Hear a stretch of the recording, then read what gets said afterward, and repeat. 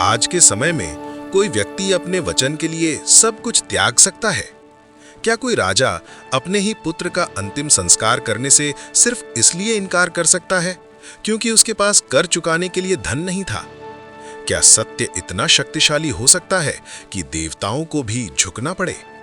ये कहानी है उस राजा की जिसने अपना सिंहासन खो दिया, अपना राज्य खो दिया, अपनी पत्नी और पुत्र को खो दिया, लेकिन फिर भी सत्य का साथ कभी नहीं छोड़ा। ये कथा है सूर्यवंशी रघुकुल के महान सम्राट राजा हरिश्चंद्र की, एक ऐसे राजा की जिसने दुनिया को सिखाया, रघुकुल रीति सदा चली आई, प्राण जाए पर वचन न जाए। लेकिन क्या आप जानते हैं उनकी ये परीक्षा किसने ली थी? क्यों एक महर्षि ने उन्हें दर दर भटकने पर मजबूर कर दिया? और क्यों शमशान की उस अंधेरी रात में आकाश से स्वयं देवताओं को उतरना पड़ा? आज हम जानेंगे राजा हरिश्चंद्र की पूरी जीवन गाथा, जन्म से लेकर शमशान की उस अंतिम परीक्षा तक, जहां सत्य और धर्म मानवता के सामने सबसे बड़े प्रश्न बनकर खड़े थे। ये सिर्फ एक कहानी नहीं है, ये है सत्य की अंतिम परीक्षा। तो आइए शुरू करते हैं सत्य के उस अमर अध्याय को, जिसका नाम है सत्यवादी राजा हरिश्चंद्र। कभी और कहीं भी जब बात सच की आती है तो हम सभी एक ही सच्चे पुरुष का उदाहरण देते हैं, और वो है सत्यवादी राजा हरिश्चंद्र की। राजा हरिश्चंद्र की कुछ काम के वजह से आज भी लोग उनका ही उदाहरण देते हैं। आज तक हिंदुस्तान की पवित्र भूमि पर कई महापुरुषों ने जन्म लिया, जिन्होंने अपने प्रखर व्यक्तित्व से पूरे दुनिया को जीवन जीने का एक नया आयाम सिखाया है।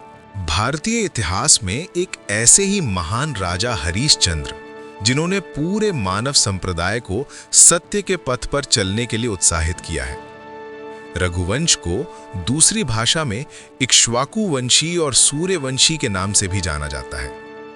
राजा हरिश्चंद्र जी ने अपने पूरे जीवन काल में बहुत कष्ट सहे हैं, लेकिन फिर भी उन्होंने कभी भी सत्य के पथ को नहीं त्यागा। उन्हें विशेषकर हिंदू धर्म में काफी मान्यता दी जाती है, जिसके वे हकदार भी हैं। हिंदू धर्म के कुछ विशेष ग्रंथों में भी महाराजा हरिश्चंद्र का उल्लेख मिलता है। सत्य मूर्ति राजा हरिश्चंद्र हमेशा धर्म का पालन करते थे। वे बहुत शक्तिशाली और दयावान सम्राट थे, जो अपनी प्रजा के साथ हमेशा एक पिता की भांति न्याय करते थे। लगभग 6000 ईसा पूर्व में हिंदू पंचांग के पौष माह में शुक्ल पक्ष की पूर्णिमा के दिन राजा हरिश्चंद्र का जन्म अयोध्या की पवित्र माटी पर एक सूर्यवंशी राजघराने में हुआ था। उनके पिता रघुवंशी राजा सत्यव्रत थे। बचपन से ही हरिश्चंद्र बड़े ही पराक्रमी थे। माता पिता के उत्कृष्ट संस्कारों के परिणाम स्वरूप बालक हरिश्चंद्र में भी दया, दान की भावना विकसित हो गई थी। जब राजा हरिश्चंद्र ने राजपाट संभाला तो उन्होंने राजसूय यज्ञ करके चारों दिशाओं में अपना परचम लहराया था। ये वो समय था जब अखंड भारत में ऐसा कोई राजा नहीं बचा था जो उनकी बराबरी कर सके। राजा हरिश्चंद्र का विवाह राजकुमारी तारामती से हुआ था।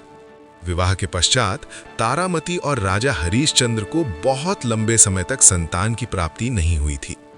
राजा अपने कुलगुरु महर्षि वशिष्ठ जी के पास संतान प्राप्ति का आशीर्वाद लेने गए थे, जहां महर्षि वशिष्ठ ने उन्हें संतान प्राप्ति का एक उपाय बताया। महाराजा हरिश्चंद्र ने अपने कुलगुरु के आदेशानुसार जलदेव वरुण जी की आराधना प्रारंभ कर दी। राजा के कर्म निष्ठा से प्रसन्न होकर भगवान वरुण ने उन्हें संतान प्राप्ति का आशीर्वाद दिया। राजा हरिश्चंद्र और उनकी पत्नी तारामती को पुत्र प्राप्ति हुई, जिसका नाम रोहिताश्व रखा गया।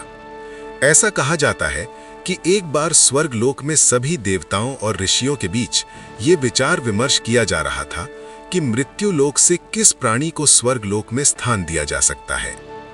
देवताओं के राजा इंद्रदेव की राजसभा में महर्षि विश्वामित्र तथा महर्षि वशिष्ठ जैसे कई तेजस्वी महान आत्माएं उपस्थित थे। महर्षि वशिष्ठ जी ने धरती लोक से महाराजा हरिश्चंद्र को स्वर्ग के पात्रता के लिए अपना मत रखा, लेकिन महर्षि विश्वामित्र ने इसे स्वीकार नहीं किया। नतीजा ये निकला कि यदि राजा हरिश्चंद्र सच में स्वर्ग लोक की पात्रता पाने के लिए सक्षम है तो उन्हें परीक्षा देना होगा, महाराजा हरिश्चंद्र की जीवन कथा बेहद प्रेरणादायक है। महाराजा हरिश्चंद्र और महर्षि विश्वामित्र जी की वो कहानी जो पूरे विश्व में प्रख्यात है, उसे सभी को एक बार जरूर सुनना चाहिए, क्योंकि इससे हमें न केवल जीवन का असली अर्थ मालूम पड़ता है, बल्कि मानव धर्म के बारे में भी ज्ञात होता है। एक बार राजा हरिश्चंद्र के सपने में गेरुआ वस्त्र धारण किए हुए एक साधु आए, जिन्होंने सम्राट से उनका पूरा राजपाट दक्षिणी में मांगा लिया।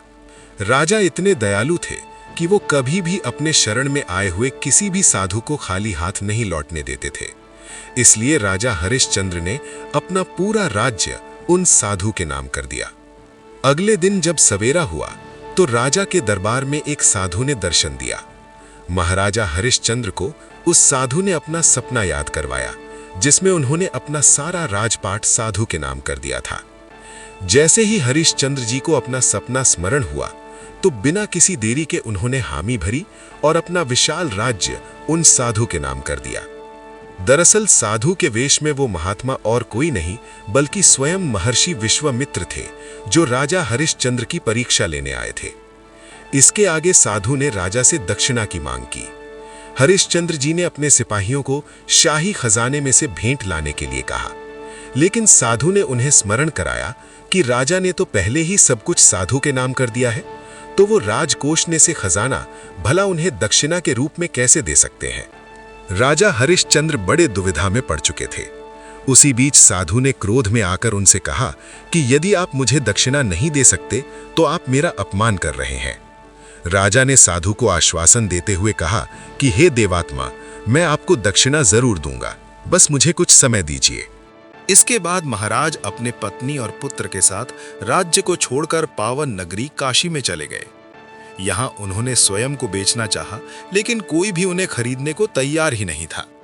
थोड़े परिश्रम के बाद राजा हरिश्चंद्र ने अपनी पत्नी और पुत्र को एक ब्राह्मण दंपत्ति के यहाँ बेच दिया, जहाँ रानी तारामती एक सेविका के रूप में काम करने लगी।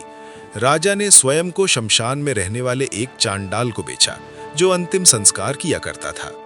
चांडाल ने महाराजा हरिश्चंद्र को खरीद लिया और एक सेवक बनाकर रख लिया। महाराजा ने कैसे भी स्वयं तथा अपनी पत्नी और पुत्र को नीलाम करके दक्षिणा इकट्ठा किया, जिससे उन्होंने साधु को दक्षिणा चुकाया।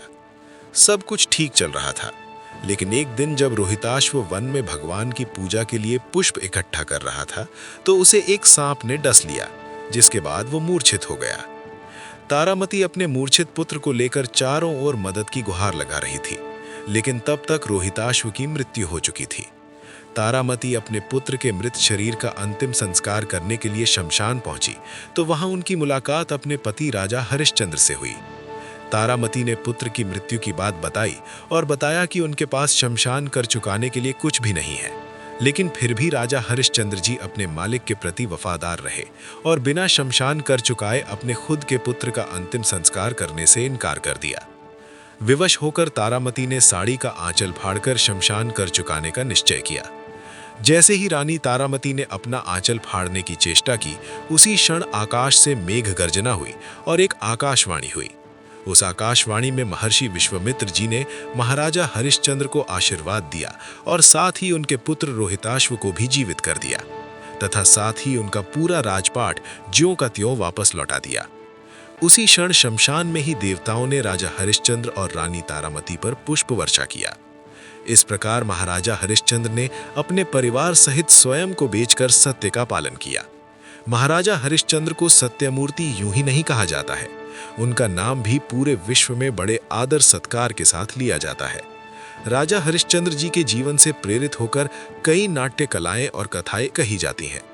आज के समय में महाराजा हरिश्चंद्र की जीवनी पर दर्जनों फिल्में बनाई जा चुके हैं, जिनका उद्देश्य लोगों को सत्य के प्रति जागृत करना है। पूरे भारत में उनके ऊपर लोकगीत लिखे जाते हैं जो बड़े प्रख्यात हैं। महाराजा हरिश्चंद्र ऐसे राजा थे जिनका केवल एकमात्र धर्म था, वो था सत्यनिष्ठा। राजा हरिश्चंद्र की ये कथा हमें सिर्फ इतिहास नहीं सिखाती, ये हमें जीवन जीने का तरीका सिखाती है।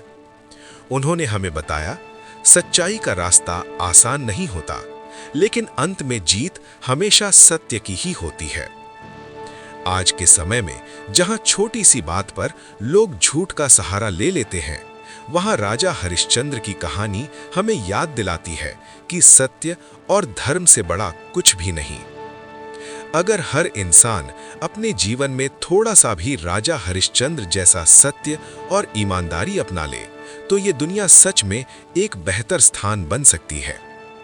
अगर आपको सत्यवादी राजा हरिश्चंद्र की ये प्रेरणादायक कहानी पसंद आई हो, तो वीडियो को लाइक जरूर करें और ऐसे ही सच्ची, प्रेरणादायक और ज्ञानवर्धक इतिहास व पौराणिक कथाओं के लिए हमारे चैनल को सब्सक्राइब करना बिल्कुल न भूलें, क्योंकि इस चैनल पर आपको मिलती हैं भारत के महान राजाओं, संतों और देवताओं की सच्ची और अद्भुत कहानियां। मिलते हैं अगली एक नई रहस्यमयी और प्रेरणादायक कहानी के साथ। तब तक के लिए जय श्री राम।